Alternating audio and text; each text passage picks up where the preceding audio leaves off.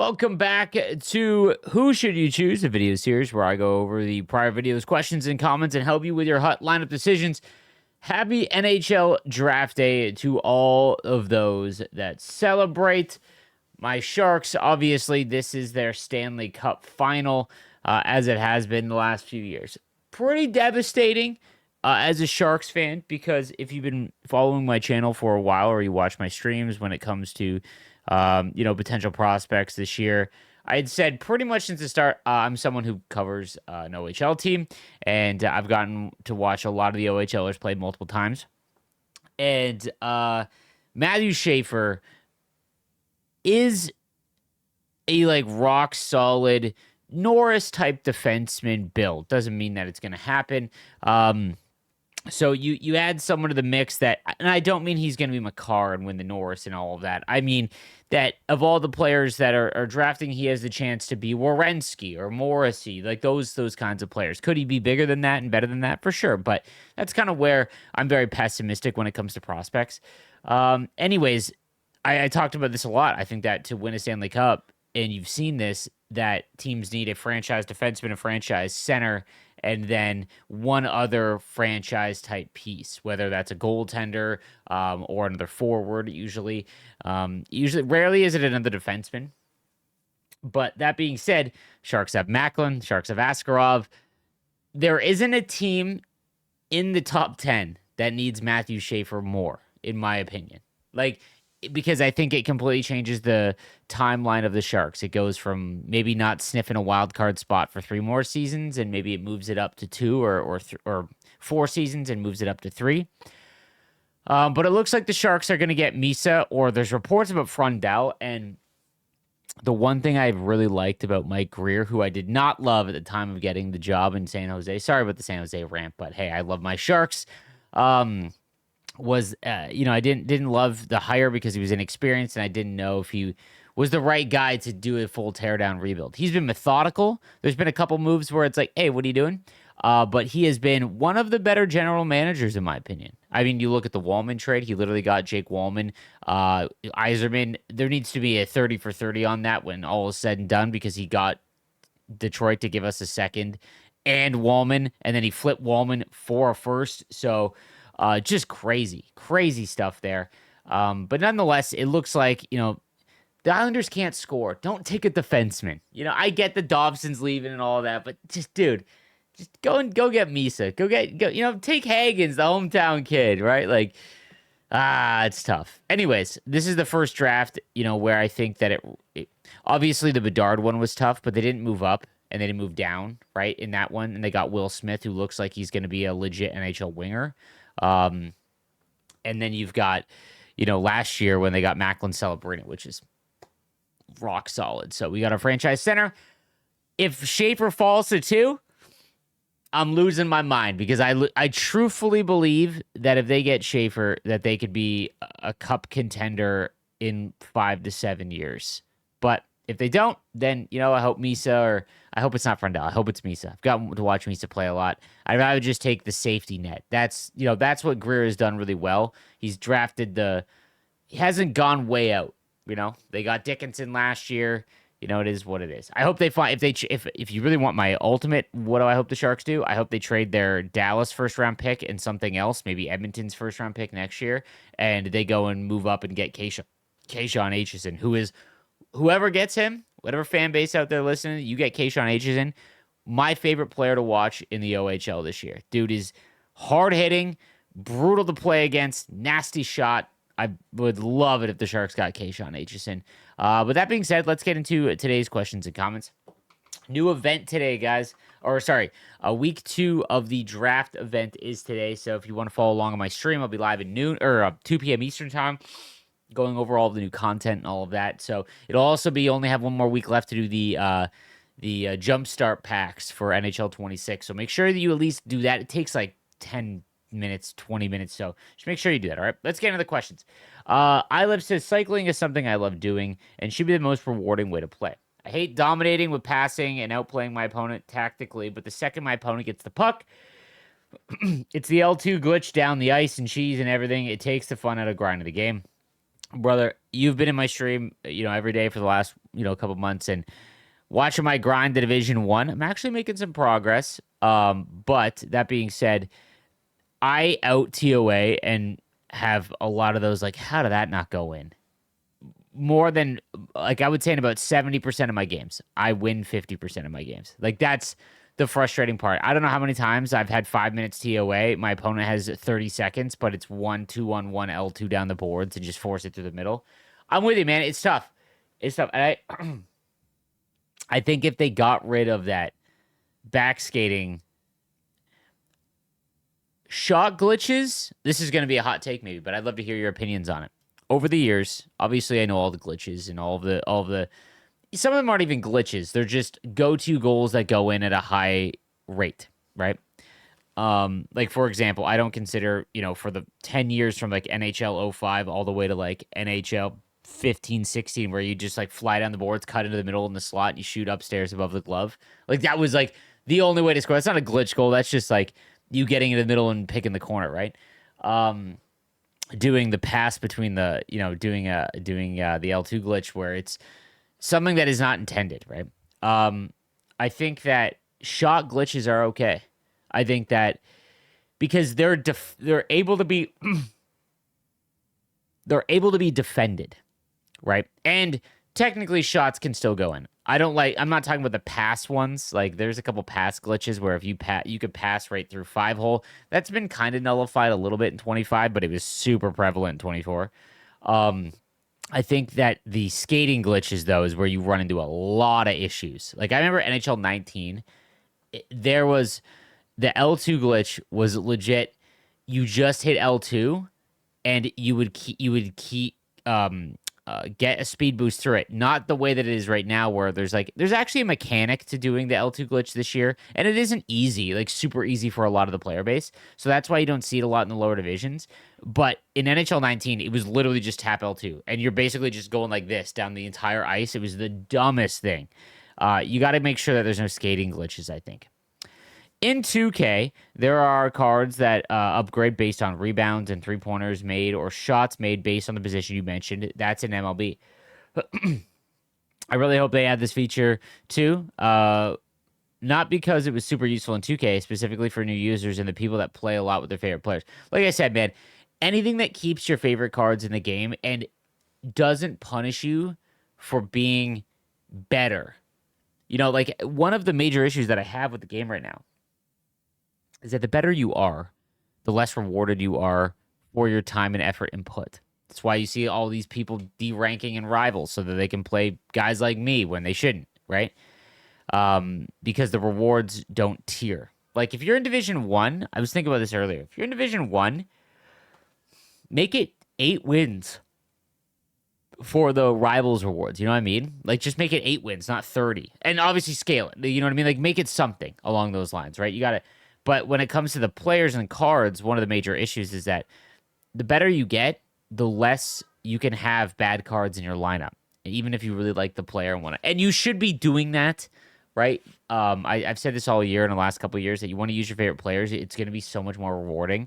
But it's very tough in a position like me where I want to be in Division 1. That's my goal. Like that's it. It's all else right now. So I'm not using Macklin Celebrity's 96 overall card. Dumb, silly of me. But I need every little advantage I can to try and get to this goal that I've set, right? And that needs to be addressed because if you can upgrade cards that are lower overall that are your favorite players, it just gives you a way better gaming experience, in my opinion. So I'm with you in that goalies with minimal difference between ones that are the same height. Wait, I'm with you in that goalies have minimal difference between ones that are the same height and close in overall. However, to say no goalie matters isn't right. Otherwise, why doesn't everyone use a 79 overall Sebastian Cossa? LOL. Well, my man, if you want to look at some of the best players in the world, in December, you will see 79 overall goalies sometimes. The reason why you don't see 79 overall Sebastian Cossa is because his 90 overall team of the year costs 5,000 coins, right? So overalls, yes, they do matter to an extent, but the extent is 1 goal extra saved over the course of 30 shots. And maybe that's enough of a difference for you. But in the grand scheme of things, it's really not.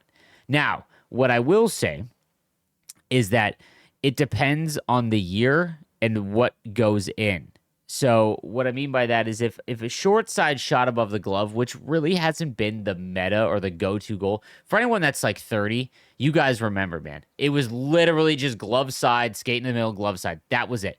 Now it's more far side, right? Like I score far side far more than short side. Like it's not even close, and that's just because that goes in at a higher rate, right? Your glove high in those years where um um you scored short side, glove side, right? Um, the higher your glove high attribute is, the faster pixel by pixel it will go up. However, when you have a bigger goaltender, this is the issue, my man. If you break it down and watch the replay, the goalie won't save it, but it will hit him. So it won't.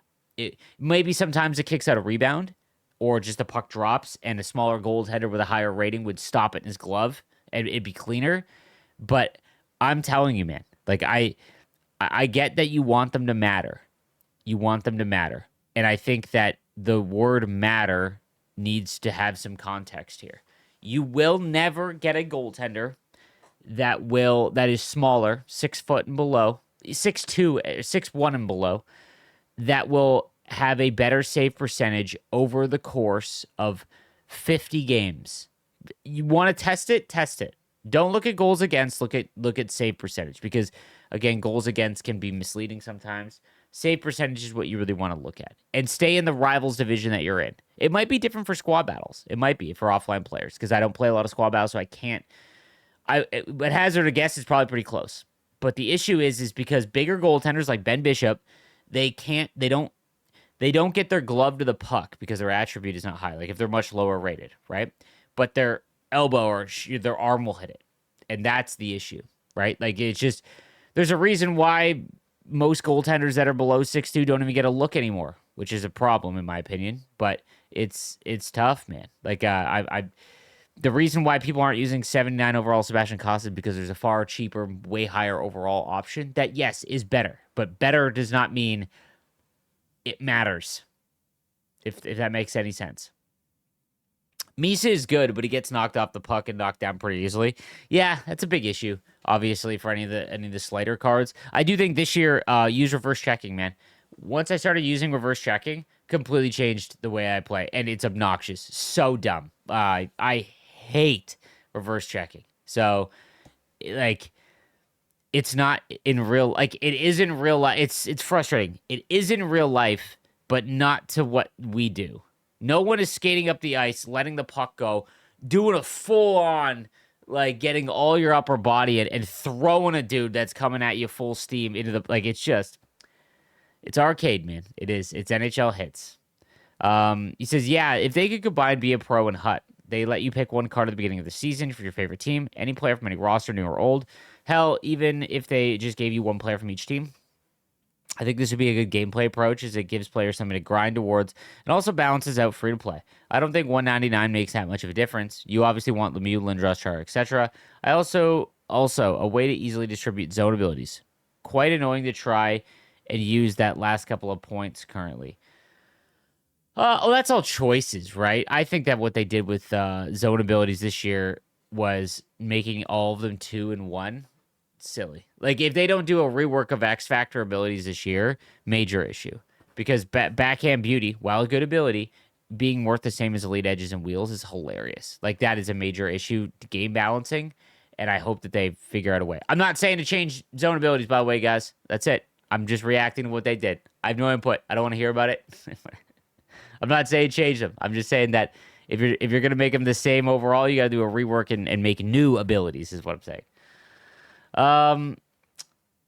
But I actually don't mind your, like the Be a Pro thing. It can't have a creative player. That in MLB didn't work. It was dumb. Again, the issue is, guys, is you're living in a perfect world where you are an awesome player and you want to use it as intended. You got to think. I don't even know what the right ratio would be, but 50% of the player base is just going to pick one player because it's the best one, and that's it, and then that's boring. You got to find ways to make it all the same, Sleeves. I like you. I made sure to make the hologram I wanted, not caring if he got to 99. Sundin is still in my lineup, and he's staying there. I've also since made Mario because I like having a line of Mario, Sid, and Ovi. I just want to build a pixel team that makes me smile when I score my pixel goals. Oh, brother. I love this comment, man. I love this comment. I wish that I could take the hatred I have for losing out of not just NHL but gaming, but NHL specifically because I feel pressure because if I'm not really good at the game, then I get I should be because it's what I do, right? I'm with dude. I love this absolutely, and it is the correct way to play, by the way, dude. Hey, Sleeves, do you think there will be a Summer of Chell event? I really hope so. It was great. And do you think it'll be a 99 event too? You like Summer of Chell? Anytime there's an event where it's just like, here's 2 months worth of stuff and it's just like clear the end, I get kind of bored of it. Like Nations of Hockey is always at the winter one. It's always a month long and it's like, ugh. I don't know if there'll be a 99 event soon. They seem pretty hard pressed. That's like, nope, slow progression. Like, and I don't understand it's June. Why are we not at 99? That comment always, because it's all relative. If you don't have 99s, other players don't have 99s. And yes, there's fancy cards and all of that, but I'm saying the majority across the board. 99 hut sucks. And any prolong to get there is better in my opinion. I think what we're hung up on is you want to get a 90, not you. People want to get a 99 so that you're like, it's a 99, it's in my lineup, I don't got to think about it. I think that's it. And then maybe it's because we're burned out of chasing the next +1 overalls, and maybe that's it. But I see on Reddit, I see everywhere, why are we not at 99? It's like, why would you want to be there? The game is not designed to play with 99 attributes. It's just, I don't know. I don't think we'll be at 99. I honestly don't. Lindros on Quebec, Tuukka Rask on the Leafs. Dude, that event, again, if I ever speak to the content team again or they ever ask for my opinion on stuff, I'm going to tell them that, like, they played where event. So funny to me. Like, I don't know how they would get, like, card art. It'd have to be graphic design. Like I said, like, Lindros on Quebec, so funny, man. Someone had a comment in here. Lundqvist on the Capitals, and I was like, yes, Lundqvist on the Capitals is a perfect one. Shadow Mo says, hey, Sleeves, I just want to say I love the laid-back discussion format of these videos. I've watched every single episode this year and commented a few times. They even made it in a few videos. Let's go, man.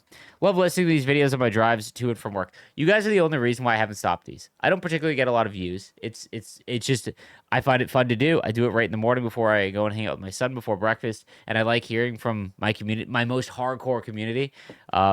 So, I just keep doing it, and, it is what it is. I don't mind it. There's not a lot of production to it, so I apologize. It's kind of raw, but whatever. To get into meat and potatoes, I think a lot of the ideas the comments section has had over the years are fantastic. However, I think you absolutely hit the nail on the head in the video. This game needs a philosophy change. We need passionate creators who not only love hockey, but also want to make the game more fun for the player base. I know it's a smaller creator group, but look at what the Sandfall did with Expedition 33. Although I understand the game was 5 years in development. The goal of this game should be to have fun, whether it's with the team building and team synergies in Hut, or just making a team less of a stress. I really hope they figure it out next year. Either way, I'm glad to know you and this community will be here, and we can suffer through our hockey addiction together. Cheers. Yeah, I'm with you on this, man. I think that as a creator myself, I have a responsibility to voice my opinion, but I used to think I'm a creator. And whatever, I'm not like the highest, like the most views or anything like that. Just, I'm a creator, game changer. My opinion's valued. That is my job, to give my opinion.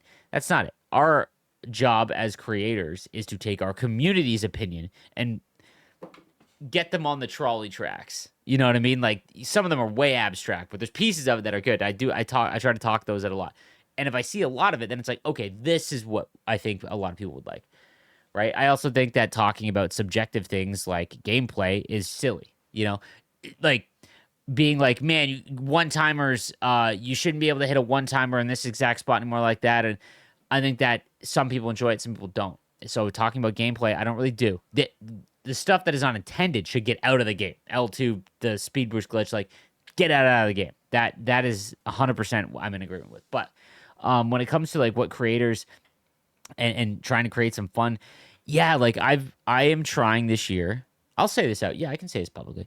Like this year, I'm really going to try and broker the relationship between the content team and us as creators. I think too often creators, myself included, we come on streams or videos and we just vent. Like it is what I say is if you're just coming on, well, no matter what it is, and you're just negative, that's therapy. Because in reality, if it is all negative and you are still playing the game, I don't care if making content is your job, so you have to show up and do it. Making content isn't your job. Entertaining and making the space that what you are a creator in is your job, right? Like that's entertaining the people that watch you is your job. And sometimes voicing your opinion is needed and it needs to be negative.